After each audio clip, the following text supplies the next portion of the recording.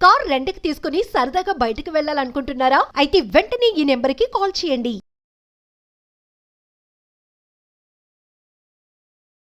అమ్మ నమస్తే. నమస్తే అమ్మా జయలక్ష్మి. అమ్మ సాధారణంగా ఏం చెప్తారంటే ఎక్కడ నెగ్గాలో కాదు ఎక్కడ తగ్గాలో తెలిసుండాలి. ఉమ్. దానివల్ల కొంచెం సమస్యలకు దూరంగా ఉంటామని. అసలు ఈ మాట ఎందుకు వచ్చిందమ్మా? సమస్యలకు దూరంగా ఉండడం కాదమ్మా, నెగ్గటం కూడా ఉంటుంది. ఆ తగ్గడమే నెగ్గడం కొన్ని సందర్భాల్లో తగ్గడమే నెగ్గడం. నెగ్గడం అవుతుంది. మనకి ఎన్నో ఉదాహరణలు కనపడతాయమ్మా. అది తెలియకపోవడం వల్ల జీవితాల్లో కానీ, తాము చేసే ఉద్యమాల్లో కానీ, తాము పొందవలసిన యుద్ధాల్లో విజయం పొందడం దగ్గర కానీ సఫలీకృతులు కాకపోవడం చూస్తూ ఉంటాం మనం. ఏంటి తగ్గటం తెలియకపోవడం వల్ల, ఎక్కడ తగ్గాలో తెలియకపోవడం వల్ల ఆనుపానులు తెలుసుకుని ఉండాలి. అవతల వాళ్లతో శారీరకంగా బలంలో ఉన్నారంటే బుద్ధి బలం ఉపయోగించుకోవాలి. మనకి వినాయకుడు గొప్ప ఉదాహరణ కదా. అవునవును. అన్నగారి కన్నా తాను వేగంగా వెళ్ళలేను అనుకున్నప్పుడు బుద్ధి బలం ఉపయోగించుకుని గెలిచాడు. అక్కడ బయలుదేరలేదు కదా, తగ్గిపోయాడు అనుకున్నామా? కాదు, తగ్గాడు గనకే నెగ్గాడు. అక్కడి నుంచి లెక్క చూస్తే సాధారణంగా అల్లూరి సీతారామరాజు గురించి ఒక దురభిప్రాయం ఉంది చాలా మందికి. ఏమంటే ఆ ఉద్యమం చాలా గొప్పగా సాగుతూ ఉండగా ఆపేశాడు అని కదా. అదే ఆయన విజయానికి కారణమని గొప్ప గొప్ప క్రాంతదర్శులైనటువంటి ఋషితుల్యులైనటువంటి పెద్దలు చెప్పిన మాట. ఎందుకు అంటే అదే ఉద్యమాన్ని ఆయన కొనసాగించుంటే నెగ్గటం మాటటుంచి మొత్తం ఆంధ్రదేశంలో ఉన్న జనాలు 300 మంది చచ్చిపోయేవాళ్ళు. ఇంతమంది చచ్చిపోయాక తాను గెలిచి కూడా ఏం లాభం? దేశంలో నుంచి ఆంగ్లేయులు వెళ్ళకపోయినా డయ్యర్ మాత్రం ఇక్కడ అందరినీ చంపేసి ఉండేవాడు. అవును కదా. ఇంతమందిని కోల్పోవడం కన్నా తాత్కాలికంగా ఉద్యమాన్ని విరమించటం అన్నది తన ప్రణాళికలో భాగంగా చేసుకున్నాడు. ఒక నాయకుడైనటువంటి వాడు ఈ రకమైనటువంటిది తెలియకపోయినట్టయితే వాడి వల్ల మేము ఇంతమంది చచ్చిపోయామని అతన్ని తిట్టుకోవడం ఉంటుంది. దాంతోపాటుగా ఇంతమందికి అన్యాయం చేసి ఇంతమంది చనిపోవడానికి కారణమైనటువంటి ఒక దోషం కూడా అతడి పట్ల. సో నాయకుడికి ప్రధానంగా తగ్గటం కూడా తెలిసి ఉండాలి. తగ్గటం తెలియని వాడు నాయకుడు కాలేడు. ఒక ఆవేశపరుడు మాత్రమే అలా వెళ్ళిపోతాడు. తానెళ్ళి అగ్నిలో పడేటటువంటి పురుగుల్లాగా, శలభాలంటారే, దీప పురుగులు, ఆ విధంగా తను పడడంతో పాటు తనతో పాటు వాళ్ళందరినీ పడేస్తాడు. దానివల్ల వచ్చింది విజయం అంటామా?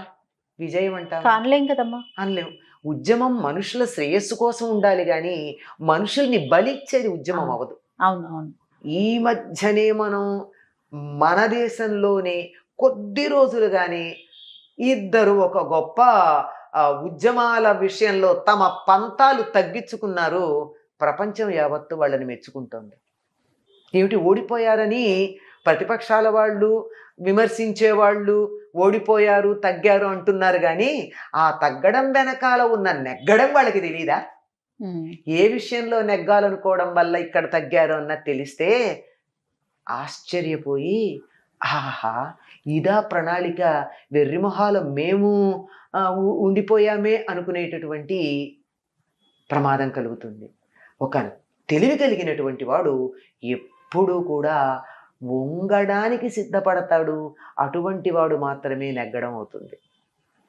ఆ వంగడం తాత్కాలికం కాదు, శ్రేయోదాయకం. తాత్కాలికం కూడా. తర్వాత లేవడానికి ఎలాగంటే అల ఏ రకంగా అయితే ఇలా వంగుతుందో అట్లా. దీనికి నేను అంటూ ఉంటా, అలా నాకు ఆదర్శం అంటూ ఉంటా. ఎందుకు? పడినందుకు కాదు, పడి లేచినందుకు.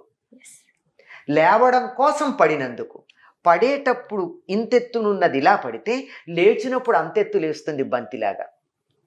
లేచిన కొద్దీ శక్తి పెరుగుతుంది. మనిషి మట్టి ముద్ద అయితే వంగిన వాడు కింద పడిపోతాడు. మనిషి బంతిలాంటి వాడైతే కింద పడితే వేగంగా లేస్తాడు. ఈ వంగటం అన్నది ఎక్కడ వంగాలి, ఎట్లా వంగాలి కూడా తెలియాలి. ఎక్కడ పడితే అక్కడ ఈ మాట అన్నారు కదా అని వంగి వంగి సలాములు పెట్టడం కాదు. ఇది ప్రధానం. ఈ పదం కూడా నేను ఎందుకు వాడానో మీరు అర్థం చేసుకోవాలి. శివాజీ ఔరంగజేబ్ దగ్గరికి వెళ్ళేటప్పుడు ఇంతెత్తు తలుపు పెట్టాడు. శివాజీ వంగి వస్తాడా లేదా అని.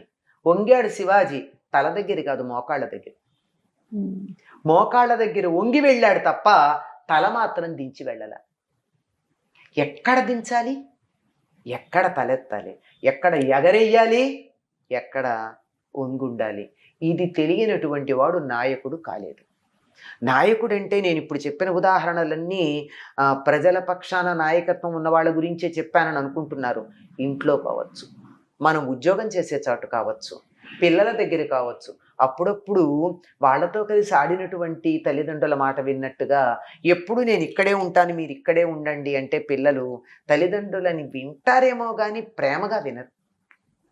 పిల్లలతో పాటు ఆడాలి. ఆడి ఆటలోంచి వాళ్ళని పైకి తీసుకురావాలి. గురువు అన్నవాడు కూడా ఏం చేస్తాడండి, గురువు కాదు, దైవం కాదు, ఎవరైనా సరే అవతరిస్తాడు. ఎవరు? భగవంతుడు. అవతరించటం అంటే దిగి రావటం. ఉతార్ అనే పదం ఇక్కడ వింటాం కదా మనం. ఈ అవతరించటం అన్న దానికే హిందీ పదం ఉతార్. భగవంతుడు ఏం అవతరించి ఆయన కిందకి దిగి రావాల్సిన అవసరం ఏముంది? పైన అక్కడ మీరు పైకి రండి అనొచ్చు కదా. లేదు, తన దాకా రాలేనటువంటి వాళ్ళు, తనంతట తను ఎదగలేనటువంటి, ఈ రెండో పద్ధతి. ఈ వంగడంలో ఉన్న ఇంకొకటి, తన దాకా వాళ్ళంతట వాళ్ళు రాలేని వాళ్ళ కోసం తాను ఒక మెట్టు దిగి వచ్చి చెయ్యి అందించటం. ఆ చెయ్యి అందించినప్పుడు ఈయన అవతరించి వీళ్ళని ఇలా ఉద్ధరిస్తాడు. ఉద్ధరణ అంటే పైకి లేపటం. పైకి తీయడానికి ఇప్పుడు కింద ఉన్నాడండి, గురువు అయినా చేసే పని అదే. కింద ఉన్నాడు శిష్యుడు, ఆ స్థాయిలోకి పైకి రా అంటున్నాడు ఆ దైవం గాని గురువు గాని. కింద వాడు రాలేకపోతున్నాడు. అప్పుడు ఏం చేస్తారు? ప్రేమ ఉంటే చెయ్యి అందిస్తాడు. చెయ్యి అందిస్తే కూడా అందుకోలేనంత లోతులో ఉన్నాడు. ఇప్పుడు ఏం చేస్తాడు? ఒక మెట్టు తాను దిగి వాళ్ళకి చెయ్యి అందించి పైకి తీసుకొస్తాడు. ఆహా, గురువును ఓ మెట్టు దింపాము అనుకుంటాడా కిందున్నవాడు? గురువు ఎంత దయకలవాడు, నా కోసం ఒక మెట్టు దిగి కిందకు వచ్చి నన్ను ఉద్ధరించాడు అనుకుంటాడు. అలాగే పిహెచ్డి చేసిన వాళ్ళు ఉన్నారు, ఎంఏ చదివిన వాళ్ళు ఉన్నారు, మహాపండితులు ఉన్నారు. ఓ పిల్లాడు ప్రశ్న అడిగితే తన పాండిత్యంతో సమాధానం చెబితే వాడికి ఏమర్థం అవుతుంది? అప్పుడు ఏం కావాలి? వాడి లెవెల్కి వెళ్ళి చెప్పాలి కదా, వాడి స్థాయికి వెళ్ళి చెప్పాలి. అలా చెప్పినప్పుడు అంత పండితుడు కదా, ఇలాంటి సామాన్యమైన మాటల్లో చెప్పావేమిటి అంటే తక్కువ. అది ఎంత గొప్ప ఉంటే వాడి స్థాయికి వెళ్ళి చెప్పేటటువంటి ఆ ఔదార్యం ఉంటుంది. కనుక నెగ్గాలి అనుకున్నప్పుడు తగ్గాలి. ఎన్నమ్మా అలా ఉదాహరణ చెప్పుకున్నాం, భగవంతుణ్ణి చెప్పుకున్నాం, గురువుని చెప్పుకున్నాం, శివాజీని చెప్పుకున్నాం. ప్రతి చోట గెలిచిన వాళ్ళందరూ కూడా ఇవాళకి కూడా మనం మరి అల్లూరి సీతారామరాజుని మెచ్చుకుంటున్నామంటే ఉద్యమం మానినందుకు మెచ్చుకుంటున్నాం, తగ్గినందుకు మెచ్చుకుంటున్నాం. కనుక తగ్గడం తెలియని వాడు ఎప్పుడూ కూడా నెగ్గడమ్మా జీవితంలో. తప్పనిసరిగా ఎక్కడ తగ్గాలో తెలియాలి. మొండితనంతో మొండి పట్టు పడితే మాత్రం ముందుకు వెళ్ళాలి, అక్కడికి ఆగిపోతారు, ముందుకు వెళ్ళడం జరగదు. చక్కని ఉదాహరణలమ్మ. నమస్తే.